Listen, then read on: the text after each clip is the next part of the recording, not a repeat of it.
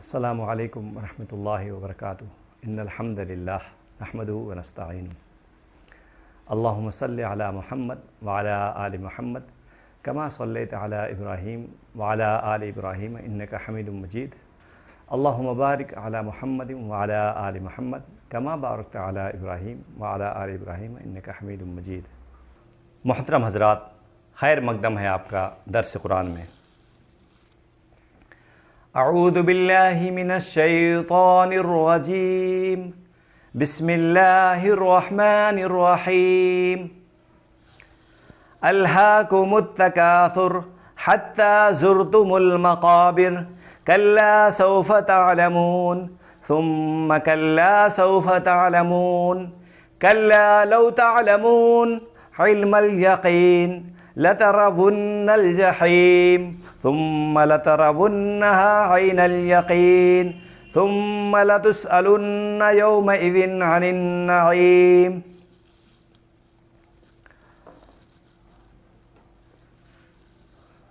الہاکم التکاثر، تمہیں غافل کر دیا ہے۔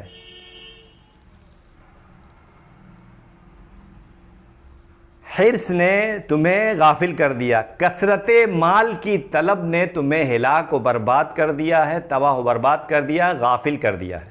الہاکم التکاثر، اور مال اور مال اور مال، کثرت مال کی طلب نے تم سب کو ہلاک کر دیا ہے، برباد کر دیا ہے، تباہ کر دیا ہے اور غافل کر دیا ہے۔ حتی زرتم المقابر، یہاں تک کہ تم اپنی قبروں کی زیارت کو پہنچ گئے، یہاں تک کہ تم اپنی قبروں میں پہنچ گئے۔ کثرت مال کی طلب نے تمہیں اتنا غافل رکھا کہ تم اپنی قبروں میں پہنچ گئے۔ کلا سوف تعلمون، ہرگز نہیں، ان قریب تم جان لوگے۔ ثم کلا سوف تعلمون، پھر ہرگز نہیں، ان قریب تم جان لوگے۔ کلا، ہرگز نہیں، یقیناً، لو تعلمون علم الیقین، یقیناً اگر تم جان لو جاننا یقین کا، لترون الجحیم، تو تم ضرور دیکھو گے دوزخ کو، ثم لترونها عین الیقین، پھر جب تم ضرور دیکھو گے اسے یقین آنکھ سے، جب آنکھ سے دیکھو گے تب یقین آ جائے گا، تم ضرور دوزخ کو دیکھو گے۔ ثم لتسألن یومئذ عن النعیم، پھر تم اسے ضرور یقین سے آنکھوں سے دیکھو گے، پھر اس دن تم سے نعمتوں کی بابت ضرور سوال ہوگا۔ ثم لتسألن، پھر سوال کیا جائے گا تم سے، پھر سوال ہوگا تم سے، یومئذ عن النعیم، اس دن تمام نعمتوں کے بارے میں۔ ثم لتسألن، پھر تم سے سوال کیا جائے گا، یومئذ، اس دن، عن النعیم، جتنی نعمتیں تم کو عطا کی گئی۔ آج تم کثرت مال کی طلب میں غافل ہو گئے۔ الہاکم التکاثر حتی زرتم المقابر، یہاں تک کہ تم اپنی قبروں تک پہنچ گئے۔ کثرت مال کی طلب نے تمہیں غافل رکھا، یہاں تک کہ تمہارا انتقال ہو گیا اور تم قبر کو جا پہنچے۔ پہلی آیت التکاثر کو اس کا نام قرار دیا گیا ہے۔ سورہ تکاثر مکی ہے، اس میں 8 آیتیں، 1 رکوع، 28 کلمات اور 123 حروف ہیں۔ لوگوں کو دنیا پرستی اور اس کے برے انجام سے خبردار کرنا اور قیامت کے حالات کا تذکرہ اس سورت کا موضوع ہے۔ اللہ تعالیٰ نے انسان کی کمزوری کا تذکرہ کرتے ہوئے فرمایا ہے کہ باہم کثرت کی خواہش نے تمہیں غافل کر دیا ہے۔ کسی چیز کی کثرت نے انسان کو غافل کیا ہے، اس کا ذکر اللہ تعالیٰ نے نہیں فرمایا، جس کا مطلب یہ ہے کہ ہر چیز کو شامل ہے جس چیز کو انسان پسند کرتا ہے، جیسے مال و دولت، اولاد، بلند و بالا اور عالی شان رہائش گاہ، منصب و اقتدار اور قوم و قبیلوں کی کثرت، مطلب یہ انسان کی اپنی پوری زندگی انہی چیزوں کے حصول میں کھپا دیتا ہے، اور ان سے اہم تر چیزوں میں یعنی اللہ کی یاد، اخلاقی حدود کی پابندی، حقداروں کے حقوق کی ادائیگی اور اپنی آخرت کی فکر سے غافل رہتا ہے، یہاں تک کہ اسے موت آ جاتی ہے۔ دنیاوی مال و متاع کی کثرت و بہتات انسان کی کمزوری ہے، جس میں انسانوں کی اکثریت ہر دور میں مبتلا رہی ہے۔ انسان کو جس قدر بھی مال و دولت مل جائے، بہتات اور کثرت کی خواہش کی کسی بھی وقت اس کا پیچھا نہیں چھوڑتی۔ حضرت عبداللہ بن عباس رضی اللہ عنہ بیان کرتے ہیں کہ میں نے رسول اللہ صلی اللہ علیہ وسلم کو فرماتے سنا، اگر ابن آدم کے لیے مال و دولت سے بھری ہوئی 2 وادیاں ہوں، اس پر قناعت کرنے کے بجائے وہ تیسری کی تلاش میں لگ جائے گا، اور ابن آدم کے پیٹ کو مٹی کے سوا کوئی چیز نہیں بھر سکتی، اور اللہ تعالیٰ اس شخص کی توبہ قبول کرتا ہے جو اس کی طرف رجوع کرتا ہے۔ اسے بخاری نے روایت کیا ہے، حدیث نمبر 6436۔ حضرت عبداللہ بن شخیر رضی اللہ عنہ بیان کرتے ہیں کہ میں ایک روز نبی کریم صلی اللہ علیہ وسلم کی خدمت میں پہنچا تو آپ الہاکم التکاثر تلاوت فرما رہے تھے، پھر آپ نے فرمایا، ابن آدم کہتا ہے میرا مال میرا مال، حالانکہ ابن آدم تیرا مال تو وہی ہے جس کو تو نے کھا کر فنا کر دیا، یا پہن کر بوسیدہ کر دیا، یا صدقہ کر کے آگے آخرت کے لیے بھیج دیا۔ اسے مسلم نے روایت کیا ہے، حدیث نمبر 2958۔ اور اس کے سوا جو کچھ تیرے ہاتھ آنے والا ہے اسے تو لوگوں کے لیے چھوڑنے والا ہے۔ حضرت انس بن مالک رضی اللہ عنہ بیان کرتے ہیں کہ رسول اللہ صلی اللہ علیہ وسلم نے فرمایا، 3 چیزیں میت کے ساتھ جاتی ہیں، جن میں سے 2 واپس آ جاتی ہیں اور 1 ساتھ رہ جاتی ہے۔ میت کے گھر والے اور اس کا مال واپس آ جاتے ہیں، اور اس کا عمل ساتھ جاتے ہیں، جن سے گھر والے اور مال واپس آ جاتے ہیں اور عمل ساتھ رہتا ہے۔ اسے مسلم نے روایت کیا ہے، حدیث نمبر 2959۔ حضرت ضحاک بن قیس رضی اللہ عنہ نے ایک شخص کے ہاتھ میں ایک درہم دیکھ کر پوچھا، یہ درہم کس کا ہے؟ اس نے کہا، میرا۔ ضحاک رضی اللہ عنہ نے کہا، یہ تیرا نہیں ہے، اور یہ تیرا اس وقت ہوگا جب تو اسے کسی نیک کام میں خرچ کرے یا اللہ تعالیٰ کے شکر کے طور پر خرچ کر دے۔ پھر آپ نے یہ شعر پڑھا،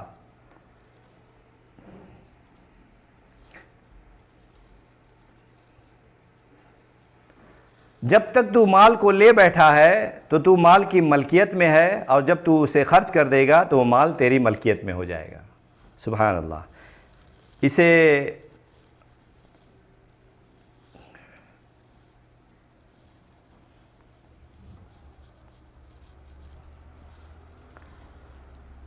صحیح بخاری نے روایت کیا ہے، حدیث نمبر 6514، اور مسلم نے روایت کیا ہے 2960۔ اللہ تعالیٰ نے فرمایا ہے کہ جس غفلت میں تم پڑے ہوئے ہو اس کا انجام عنقریب تمہیں معلوم ہو جائے گا۔ مطلب یہ کہ تمہاری غلط فہمی کہ دنیاوی مال و دولت کی کثرت اور اس میں دوسروں سے آگے بڑھ جانا ہی ترقی کا اور کامیابی ہے، حالانکہ یہ ہرگز ترقی اور کامیابی نہیں۔ عنقریب تمہیں اس کا برا انجام معلوم ہو جائے گا، اور تم جان لو گے کہ یہ کتنی بڑی غلطی تھی جس میں تم عمر بھر مبتلا رہے۔ عنقریب تم جان لو گے۔ اس جملے کو دہرا کر اللہ تعالیٰ نے تاکید کے ساتھ یہ بات فرمائی کہ ایسے خیالات قطعاً درست نہیں ہیں۔ اگر تم اللہ کے ذکر و دلائل میں کچھ تھوڑا بھی غور و فکر کر لیتے تو تمہیں یقیناً یہ بات معلوم ہو جاتی کہ آخرت کے مقابلے میں دنیاوی ساز و سامان بے حقیقت ہے، اور تم اس غفلت میں نہ پڑے رہتے۔ تمہیں یہ بھی معلوم ہو جاتا کہ صحیح معنوں میں اچھے کام کون سے ہیں، اور آخرت سے توجہ ہٹانے اور غافل کرنے والے کام کون سے ہیں۔ مال و دولت کی بہتات کی طمع و لالچ زندگی گزارنے کی صورت میں تم ضرور جہنم کو دیکھ لو گے، یعنی اس کی سزا پاؤ گے، اور اس کے کچھ آثار تم مرنے کے بعد فوراً عالم برزخ میں دیکھ لو گے۔ پھر جب قیامت کے دن تم میدان حشر میں اکٹھے کیے جاؤ گے تو اسے اپنی آنکھوں سے یوں دیکھ لو گے کہ تمہیں اس کے یقینی ہونے میں کوئی شک و شبہ باقی نہیں رہے گا۔ قیامت کے دن ان نعمتوں کے بارے میں سوال ہوگا جو اللہ نے دنیا میں عطا کی ہوں گی، جیسے آنکھ، کان، دل، دماغ، امن و صحت، مال و دولت اور اولاد وغیرہ۔ سیدنا ابو ہریرہ رضی اللہ عنہ بیان فرماتے ہیں کہ ایک دفعہ رسول اللہ صلی اللہ علیہ وسلم رات یا دن کے وقت باہر نکلے تو حضرت ابو بکر اور حضرت عمر رضی اللہ عنہ کو دیکھا۔ ان سے پوچھا، کس چیز نے تم دونوں کو اس پہر میں تمہارے گھروں سے نکالا ہے؟ کس چیز نے تم دونوں کو اس وقت باہر نکالا ہے؟ ان دونوں نے جواب دیا، بھوک نے۔ اے اللہ کے رسول، اس پر آپ صلی اللہ علیہ وسلم نے فرمایا اور قسم ہے اس ذات کی جس کے ہاتھ میں میری جان ہے، مجھے بھی اسی چیز نے باہر نکالا۔ سبحان اللہ۔ حضرت ابو بکر، حضرت عمر رضی اللہ عنہما اور آپ صلی اللہ علیہ وسلم تینوں لوگ بھوک کی وجہ سے باہر نکلے۔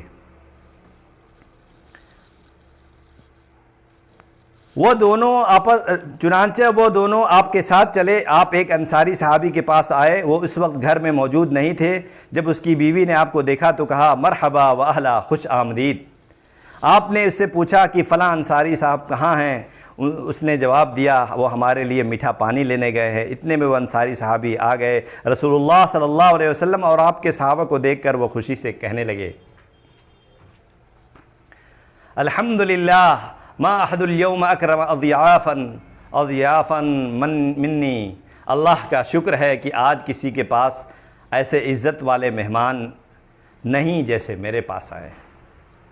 پھر وہ کھجور کا ایک خوشہ لے کر آئے جس میں آدھ پکی سوکھی اور تازہ کھجوریں تھیں اور انہیں کھانے کو کہا۔ پھر انہوں نے چھری پکڑی تو آپ نے دودھ والی بکری ذبح کرنے سے منع فرمایا۔ چنانچہ انہوں نے ایک بکری ذبح کی، سب نے اس کا گوشت اور کھجوریں کھائی اور پانی پیا۔ جب سب سیر ہو گئے تو رسول اللہ صلی اللہ علیہ وسلم نے حضرت ابو بکر اور حضرت عمر رضی اللہ عنہما سے فرمایا والذی نفسی بیدہ لَتُسْأَلُنَّ عَنْ هَذَا النَّعِيمِ يَوْمَ الْقِيَامَةِ أَخْرَجَكُم مِّن بُيُوتِكُمُ الْجُوعُ ثُمَّ لَمْ تَرْجِعُوا حَتَّى أَصَابَكُمْ هَذَا النَّعِيمِ۔ قسم ہے اس ذات کی جس کے ہاتھ میں میری جان ہے، تم سے قیامت کے دن اس نعمت کے بارے میں ضرور سوال کیا جائے گا۔ تم بھوک کی حالت میں اپنے گھروں سے نکلے، اور پھر گھر واپس نہیں لوٹے یہاں تک کہ تم کو یہ نعمت ملی۔ اسے صحیح مسلم نے روایت کیا ہے، حدیث نمبر 2038۔ بعض علماء یہ کہتے ہیں کہ یہ سوال صرف کافروں سے ہوگا، اور بعض کہتے ہیں کہ ہر ایک سے ہوگا، کیونکہ محض سوال سے عذاب ہونا لازمی نہیں آتا۔ قیامت کے دن کوئی شخص اپنے رب کے پاس سے، حضرت عبداللہ بن مسعود رضی اللہ عنہ بیان کرتے ہیں کہ نبی کریم صلی اللہ علیہ وسلم نے فرمایا قیامت کے دن کوئی شخص اپنے رب کے پاس اپنی جگہ سے سرک نہیں سکے گا جب تک وہ 5 سوالوں کا جواب نہ دے۔ ایک یہ کہ اس نے اپنی عمر کو کن کاموں میں فنا کیا، دوسرے یہ کہ اس نے اپنی جوانی کن کاموں میں لگایا، تیسری یہ کہ جو مال اس نے حاصل کیا وہ کس طرح کمایا، چوتھے یہ کہ وہ مال کہاں خرچ کیا، پانچویں یہ کہ جو علم اللہ نے اس کو دیا اس پر اس نے کتنا عمل کیا۔ اسے جامعہ ترمذی نے روایت کیا ہے، حدیث نمبر 2416۔ اہل ایمان چونکہ ان کا صحیح استعمال کیا ہوگا اس لیے وہ گرفت الہی سے محفوظ اور اطاعت و فرمانبرداری سے بہترین صلے کے مستحق قرار پائے گا۔ کافروں، ناشکروں، ہٹ دھرموں اور اللہ کی نعمتوں کی ناشکری کرنے والوں کے پاس اس کا کوئی جواب نہیں ہوگا، اس بنا پر وہ عذاب الہی کے مستحق قرار پائیں گے۔ لوگ دنیاوی مال و متاع کے ساتھ مشغول ہیں حالانکہ اس کو چھوڑنے والے ہیں، اور آخرت سے غافل ہیں اور لاپرواہ ہیں حالانکہ وہ اس کو پانے والے ہیں، اس سے ملنے والے ہیں۔ انسان ساری زندگی مال و دولت کے بہتات اور کثرت کے پیچھے لگا رہتا ہے یہاں تک کہ اس کو موت آ جاتی ہے۔ مال کو جمع کرتے رہنا اور اس کو اللہ کی راہ میں خرچ کر کے اللہ کا شکر ادا نہ کرنا باعث ہلاکت ہے۔ انسان کا مال وہ ہے جو اس نے اپنے اوپر خرچ کیا یا اللہ کی رضا کے لیے کسی کو دے دیا۔ قبر کا عذاب برحق ہے، اللہ کی راہ میں خرچ نہ کرنے والا اس کی سزا قبر میں بھی پائے گا۔ علم کے مختلف مراتب ہیں، ان میں سے سبزل عین الیقین ہے۔ ہم دنیا میں جس قدر اللہ کی نعمتوں سے فیضیاب ہو رہے ہیں، قیامت کے دن اللہ تبارک تعالیٰ کے سامنے پیش ہو کر ان کا حساب دینا ہوگا۔ لوگ اگر مال و دولت میں ایک دوسرے سے آگے بڑھنے کے بجائے خیر اور بھلائی کے کاموں میں ایک دوسرے سے آگے بڑھنے کی کوشش کریں تو ان کے حالات بہتر ہو جائے اور ان کی معیشت مستحکم ہو جائے۔